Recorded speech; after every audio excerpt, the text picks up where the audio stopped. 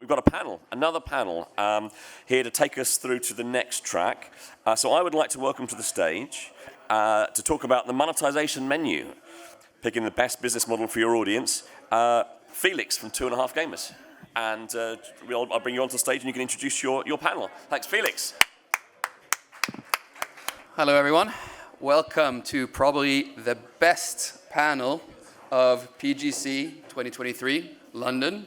We're going to be discussing the best business model to pick for your audience in 2023.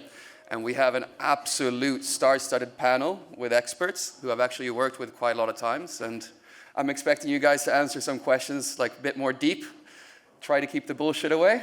Exactly. So let's start off with like quick introductions. Let's keep it maybe 1 or 2 sentences at maximum. Maybe we can start with you, Nick. Sure. Hey, I'm Nick. I'm representing gamesconsulting.net. Basically, we're a boutique free-to-play consulting service. Yeah, I'm Guy. I joined Odeeo this year, and I'm the head of business development for games and apps. Hi, I'm Shalom Michaeli. I'm the managing director for Digital Turbine here in London. I'm responsible for supply business operations in EMEA. Hi everybody, I'm Don Reilley. I'm with Scuti, EVP of Publisher Relations. Been in the gaming space for 20 years and I'm excited to be talking about monetization. Hi everyone, I'm Cyril, VP Business Development for AppLovin for the EMEA region. So super excited to be on stage as well. Perfect. Could we actually get one more mic up on stage, please? Thank you. All right. So now the introductions are out of the way. Nick, I think it makes sense to start with you. So you work with a wide array of clients. So let's say, what would you say if I came to you as a casual gaming company? I'm earning about 300K a month with a DAU of 100,000 people. 70% IAPs and earning 30% from ad revenue. And I came to you saying, I want to diversify my revenue. What would you tell me? First, I think I'd say congratulations. Like earning 300K a month, I think a lot of us in this room would be, happy with. Beyond that, I mean, you talk about the split between like IAP and ad revenue. In reality, like if we wanted to explore new business models, not every business model is going to be suitable, right? Like if your game really like runs well in India, like ad revenue is going to be your main source of income. If you try and introduce IAPs or subscription model there, it's not going to work as well. So there really is a question of suitability. And beyond just your audience and your target countries, you also have to think about, like, actually, is the economy suitable? You need to really build value in IAPs and subscriptions that you don't need to do as much in ads. So you have to consider, is my economy deep and strong enough to be able to support a subscription scheme, to support IAPs? But in general, I would say, yeah, let's do it. Let's explore, but let's establish some groundwork first. All right. Does anyone on the panel want to chime in here? Yeah, I mean, I'd love to. Being at Scuti, we think about this exact question all day long, right? We are a new G-commerce rewarded monetization system, right? So if you tell me you've got 100,000 DAUs, I've already got an equation that says I can probably add $1.2 million a year to your bottom line through G-commerce and through ad revenue, taking away all the global thinking that goes into that, like the regionality of things.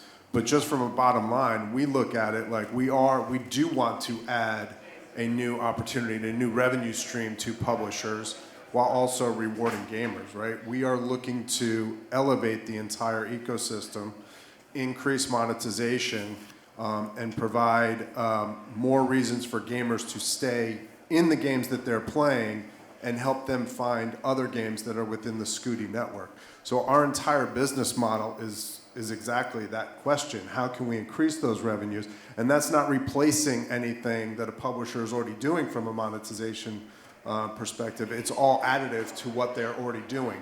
We're not looking to replace everything. We're looking to add to this because we believe that there is value in looking at new revenue streams. So 1.2 million. I know quite a lot of game companies that wouldn't say no to that. Can you unpack that a bit? Because it sounds a bit too good to be true. Yeah, so there's 3 revenue models that we look at within the Scuti network, and publishers don't need to take advantage of all 3, right? The first one is a G-commerce model where we are creating a marketplace that allows users to buy physical goods within their game experience. It doesn't interrupt gameplay. It is a button in the lobby of a game. It allows them to open it up and buy real-world products. We know that gamers are going to spend over $5 trillion buying products today. That's globally. They're going to buy that through walking into a physical store. They're going to a brick-and-mortar store. They're going to buy that on Amazon. We're giving them the opportunity to buy that within a gaming experience. So we've got an entire side of our business that is truly devoted to curating the products and creating a customizable experience for the publishers that we're working for.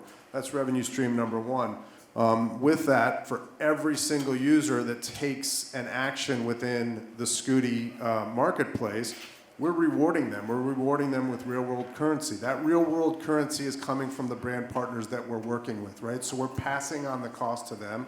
The expectation and what we're already seeing is that those gamers are going to take those rewards and utilize them in the game. So if there are gems, jewels, whatever currency that is in the game, we expect them to take those rewards that the brands have given them and put that back into the game. So that's another way that the publishers can generate revenue.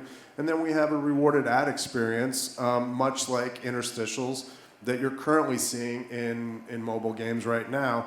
The difference is that we're not, if you engage with the ad, we're not kicking you out of the gaming experience. We're leaving you in the gaming experience and rewarding you for participating in that, right? So there's 3 ways that these advertisers, that these publishers and developers can make revenue off of Scuti. And, you know, so, and again, you mentioned 100,000 DAUs.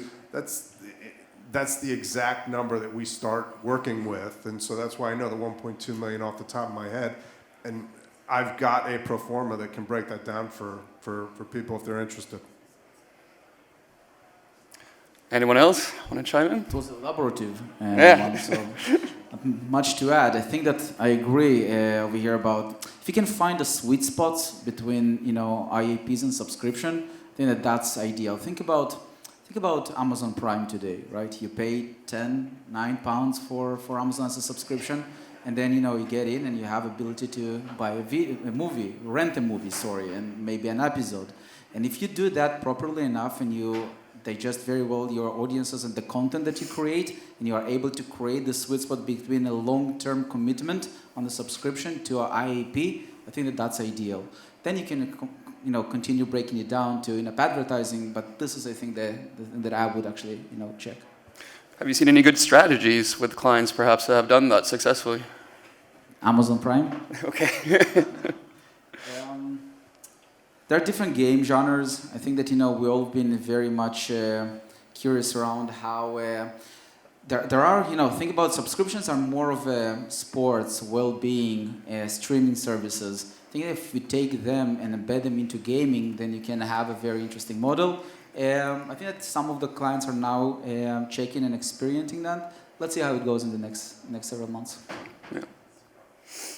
So I guess that's a nice dovetail to the follow-up question. So Cyril, this is for you. So let's flip that question, a bit different audience. Instead of me having a game with a 70-30 ad IAP split, let's say I'm an app that comes to you earning 90% of my revenue from subscription, but I want to diversify that even further. What would you say?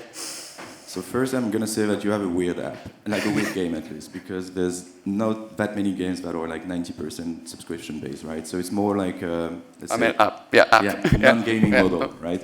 So what I would do first is as you just said, there's really a huge amount of apps, non-gaming apps that are on that model. Therefore I will start to benchmark what these guys do, right? So I will take inspiration from that and then start really trying to understand what my game is like. So if it's like a short level, let's say, base games, I will try to show as many interstitials as possible, right? It might not be the case, right, if you're really heavy on subscriptions. Therefore, one other model that you can start looking into would be app open ads. So that's an trendy topic, so to say. There's different ways to go about it. We can go a little bit more technical into details about this afterwards. But I would like try to also maximize the screen time, and therefore start to show banners. So obviously, among all of those different ad formats that exist, I will also try to make sure that my retention remains super high, right? So there are different ways to go about it. One would be to try to show fewer ads while maintaining your revenue. So for that, you can experiment with what we call bid floors, for instance. So meaning below a certain CPM, you stop showing ads and not make less revenue, right? So that's one point. Then another point would be really to try to start checking the kind of monetization you have at the geo level. So if in some markets you will notice that you don't have as many subscribers, then you can definitely start showing more ads there, right? So you will need to get very tactical when it comes to setting up your waterfalls and so on. So this is where I would start mostly. But one interesting thing in that is that if you start relying really on ads, you can start leveraging the user level revenue to feed algorithms from any network. AppLovin is one, Google, and so on. With that data, and then from that data you can start running ROAS campaigns, for instance, right? So that will open a brand new world of, let's say, users that you would not usually touch and try to acquire, because if you are a non-gaming app or relying heavily on subscribers, you will most likely want to run what we call purchaser targeted campaigns or even targeted campaigns to subscriptions, right, or to trials. So instead of that, you can really start trying to acquire users that will solely or mostly monetize with ads, and that's a really brand new strategy in your user UMX. Sorry. Cool. Just a quick follow-up before turning it over to you, Shalom. Just right now, banners or app-open ads? If you could choose only one. Both. Okay. No. Banners. All right. I mean, app-open ads, you really have to be cautious about it. It's not an easy one to integrate. So that's what I was saying. We can get a little bit more technical about it. There are two opportunities to show that. One that we call hard launch, and one we call soft launch. It's pretty bad terms for that, but this is how it's named. So the soft launch one would be when you resume the app after backgrounding it, right?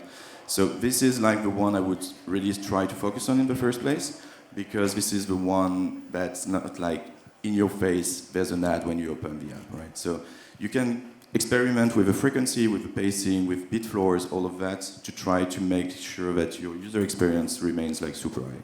So I don't have a good answer to that, sorry. Sorry about that, Shalom. I was just to add that it's so much into details, right? It doesn't have to be binary anymore. It's not that or that.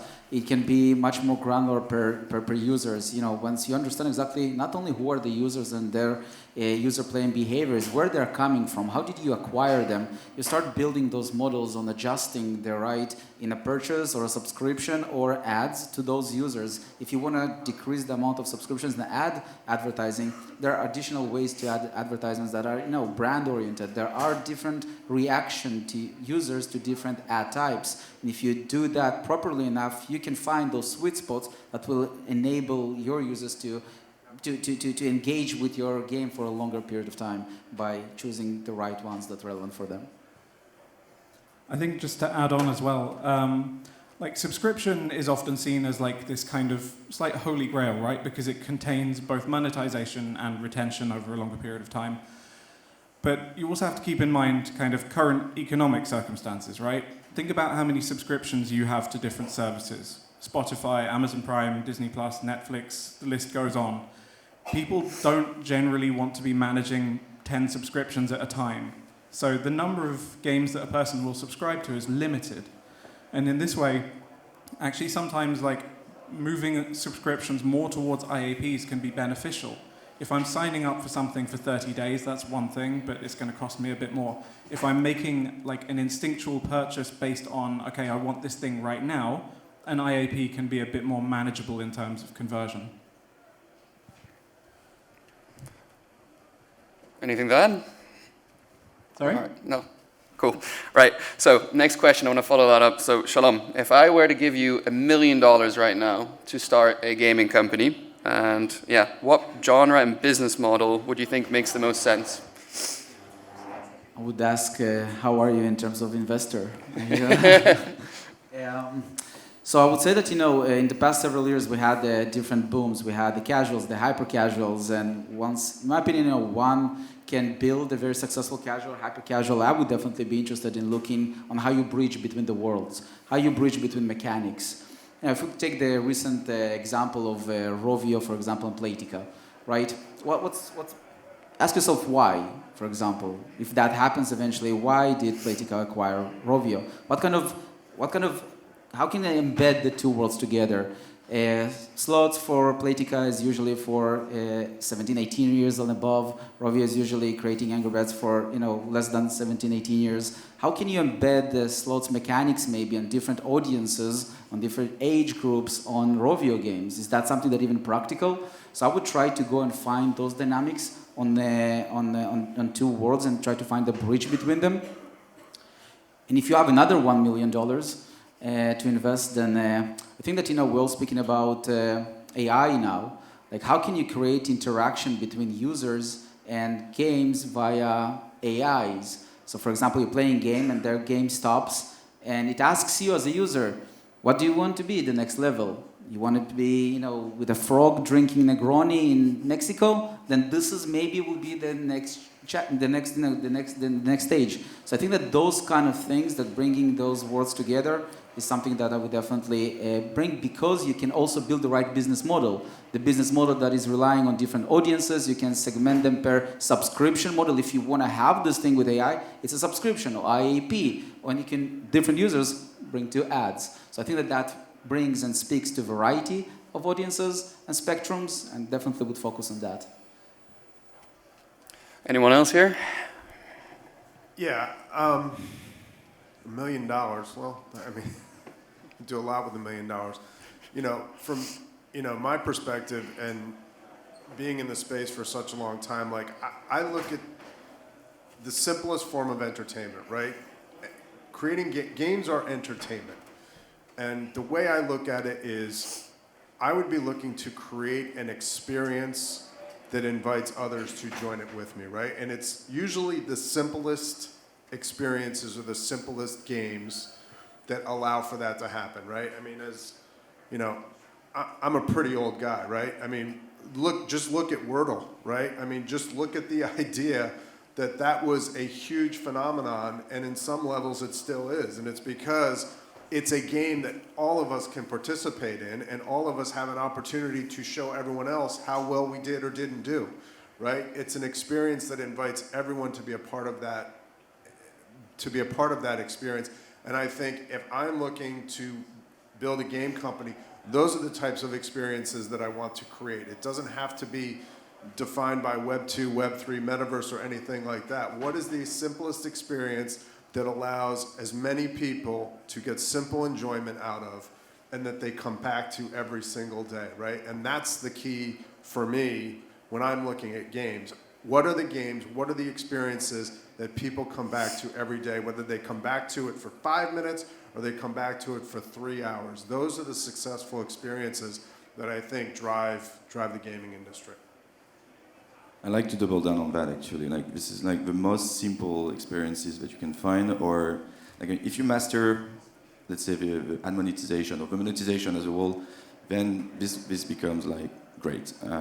Think about Solitaire, think about Spades, all of those games, like bubble shooters, all of them. These games, they keep coming out, there's nothing new there, but so long you can like retain your users properly, whether it's live ops and so on, so probably not for Solitaire, right, but for like any kind of games, you can really entertain users really well and really build a proper business model as well, right? So that 1 million, I think, would go for me to those kind of games, like board games, table games, like all of that. I think there's millions of games that are similar to that, but if you know your shit, in a way, you can make that a real good business. Yeah.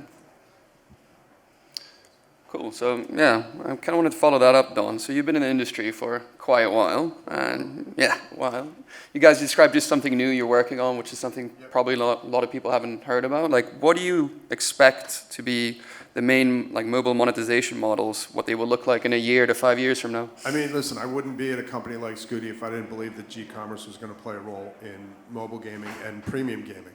You know, at the end of the day, everyone has to look for new monetization models.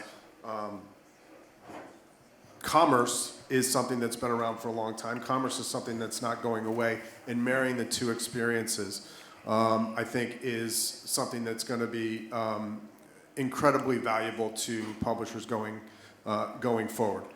It adds a new revenue stream. It adds more monetization. It adds retention because of the reward system that we imply, right? I truly believe that gamers should be rewarded in some way, shape, or form for everything they do in the experience themselves. The games themselves are part of the reward, but adding some incentive to participating or playing longer or taking an action, allowing those rewards to be part of the game themselves, I think is incredibly important. I do believe that that when you start to marry, and I think you were going to touch on this in one of the later questions, when you start to marry what is going on in the metaverse and how brands and companies are thinking about the metaverse, if you can start to add things like G-commerce to that, then we've created a full funnel solution for brands, right? One of the earlier keynotes this morning was talking about brands in the gaming space. And, you know, I mean, let's be serious. We're all in this room right now to find ways to make more money for our companies, grow our companies, drive revenue, drive more acquisition, more users and things like that. And if we don't start to look for ways to create full funnel solutions for brands, those brands have a lot of opportunities to go spend their advertising dollars and their marketing dollars elsewhere, right? So as an industry, we've got to start to find full funnel solutions. And I will double down on that. You know, brands, we've all been speaking the past decade about whether brands are getting into mobile gaming, you know, or not. And let's be honest, they didn't have the right landscape or the right circumstances to get in. We had all, you know, we have seen how waterfalls are being managed. We have seen how networks and specific, you know, software providers know how to buy specific audiences on $100 and $200 CPMs. No Procter & Gamble or Head & Shoulders or Adidas will buy $200 users, maybe specifically. They're not buying that way. They're buying audiences rather than a specific user.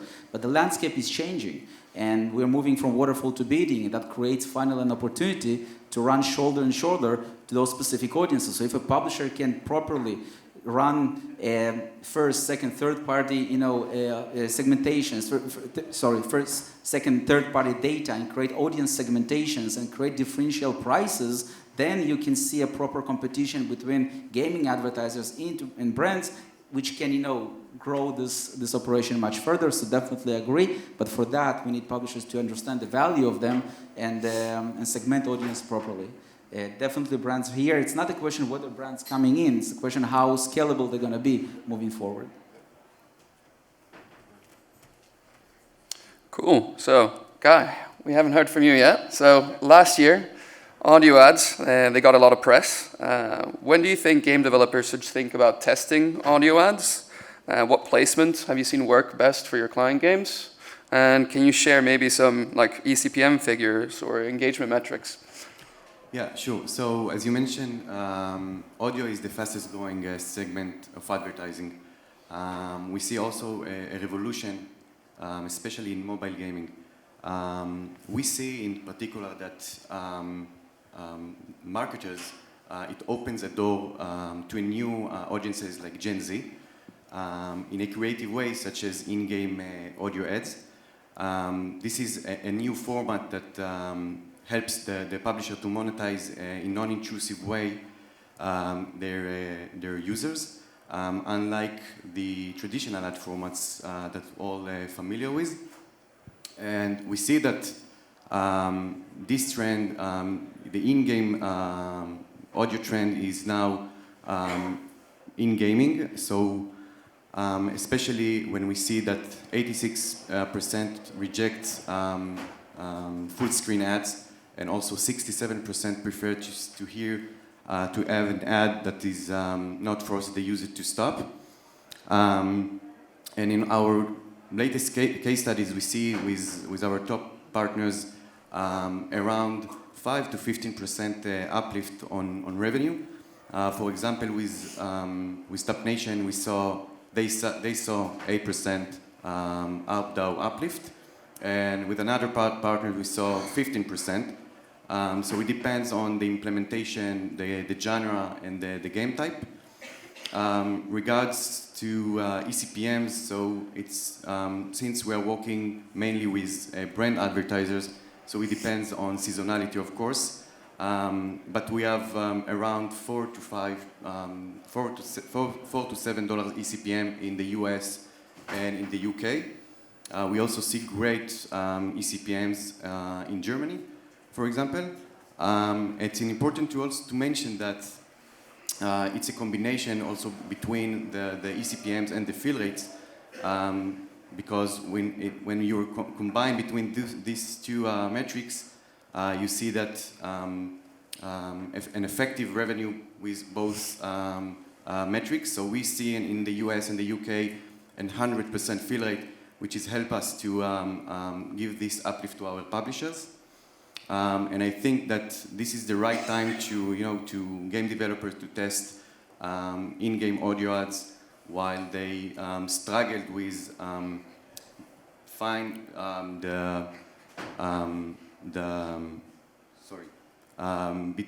they struggle between effective monetization, like to add more ads to effective monetization to help the user to have more better user experience. So I think that with this and also the incremental revenue that we can provide, they need to start think about testing this solution. Cool. So we have 5 minutes left before we turn it over to the Q&A. So let's talk about the big elephant in the room. Everyone's been talking about recession. So Cyril, just a quick question. Given your role at AppLovin, you have a quite good view of the monetization landscape. What do you expect to happen with IAPs and eCPMs in the next year? Yeah, elephant in the room, right? So generally speaking, we haven't seen like a huge decrease of volumes of like just in-app purchasers, for instance, right? So people play as much as before. That hasn't changed. There was an uptick, obviously, with like COVID and pandemic, right, where users started to play more. That kind of remained, which is positive for the entire industry, right? So on the in-app purchaser side, nothing really changes. That said, obviously, like the big elephant in the room actually is like the privacy changes, right, from Apple particularly.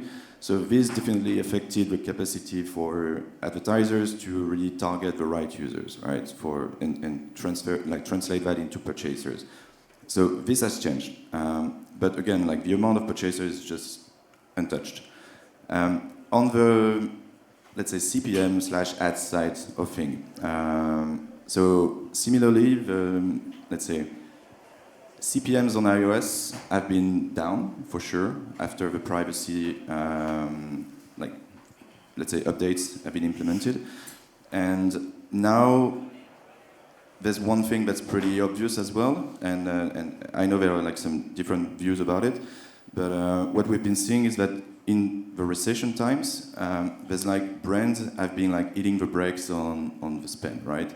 So not necessarily gaming advertisers, for instance, but it's really brands and agencies, right? So that translates into year over year, for instance, 10% or 15% like CPMs, lower CPMs, and that's not only related to privacy, right? Again, this is pretty important to highlight because it's also visible on Android, for instance. So that means it's not like just IDFA deprecation topic. So yeah, so how advertisers or publishers went about it is twofold. So the first one is some that have like very like nice, let's say, cash flow or like financial structure, let's say, and that are sound in that regard, will just decide to extend their break-even windows. So I invest $1 and I expect a return in 6 months. Now I invest $1 and expect a return in 9 months or 12 months, right?